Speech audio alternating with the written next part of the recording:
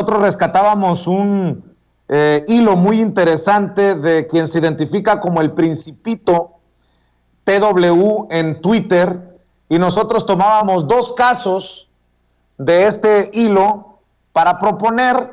Decíamos, leíamos del Principito: resulta que sobran mujeres que inspiran, tenemos muchas poetas indígenas perfectas como agregada cultural para España, lingüistas, promotoras culturales de sus pueblos, dignas representantes de la resistencia de la cultura en México. Celerina Sánchez es una de ellas, y yo leía su poema El nacimiento de la primera mujer. Brotaron los ecos de la vida al son del universo y nació la primera mujer. En una explosión de estrellas descendió a la tierra con la lluvia. Bajó como serpiente de lluvia en un arco iris en espirales, con nubes hermosas quedó cautivada de esta tierra bendita, dadora de vidas, sembradora de auroras. Camina en el alba para parir luciérnagas, bajo el rocío de la madrugada, resquebrajando el silencio virginal de cada día que empieza. Y hablábamos de Celerina Patricia Sánchez Santiago, una poeta, traductora y promotora cultural perteneciente al pueblo ñu. Ella es de Oaxaca, del área mixteca, y licenciada en lingüística por la Escuela Nacional de Antropología e Historia. Yo también señalaba que una paisana mía de Sonora, Emilia Buitimea Yocupicio, de origen mayo, poeta originaria de Guatabampo, Sonora, se dedica a la promoción cultural a través de la Comisión Estatal para el Desarrollo de los Pueblos Indígenas, y que ha colaborado en antologías de poesía como minificciones en Sonora. Por lo que dijo el presidente, pues qué bueno que presta atención a las redes sociales. Me imagino que ha de haber leído hilos como el de este personaje, el Principito, o en un descuido y por ahí se enteró lo que se dijo en Sin Censura, porque estas son las declaraciones, échemela Ceci, las declaraciones del presidente Andrés Manuel López Obrador ante el planteamiento nuevamente ahora de las colegas Erika Ramírez, la colega de la revista Contralínea, sobre Brenda Lozano, la nombrada y muy criticada agregada cultural en la Embajada de México en España. El caso que planteas, pues es un asunto también, ¿sí?, de moralidad, de congruencia. Si no se está de acuerdo con nuestro proyecto, ¿cómo nos van a representar?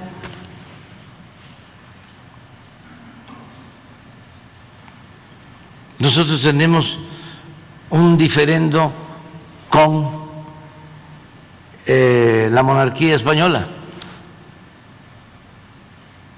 porque les envié una carta para que ofrecieran una disculpa por los excesos que se cometieron durante la invasión, la conquista, y ni siquiera tuvieron la amabilidad de contestar la carta que les envié. Al contrario, la filtraron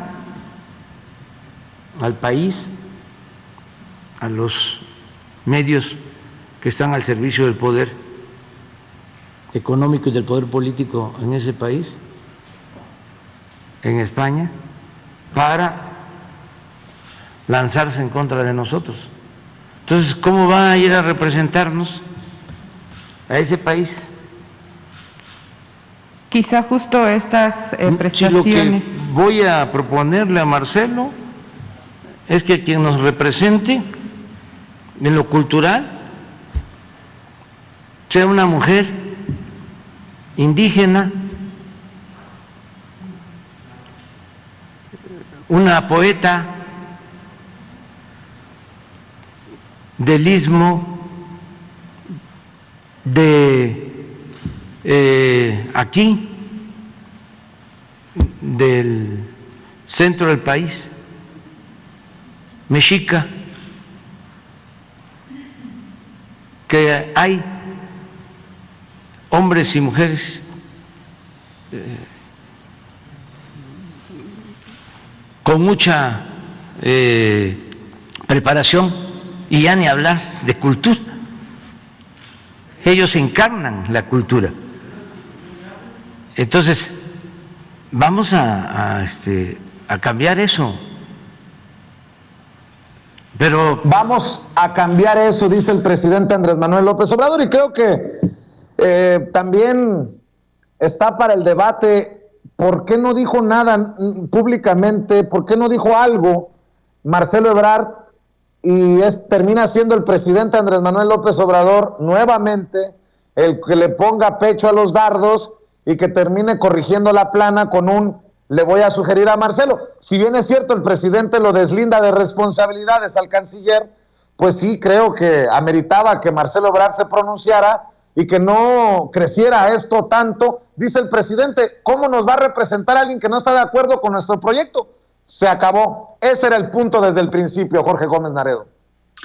Sí, y bueno, creo que también hubo cosas que fueron muy, muy malas en este caso, ¿no? Por ejemplo, lo que hizo el encargado de la diplomacia cultural mexicana, que renunció él sí antes, unos días antes, pero que ayer sacó una carta que era una carta terrible, como diciendo que Pedro Salmerón era el que coordinaba todo y que era un ataque en su contra y un ataque contra Brenda en una defensa que hace, que me parece que esa carta es de un nivel bajísimo y que eso demuestra que el señor nunca debió haber estado en ese cargo que ocupó.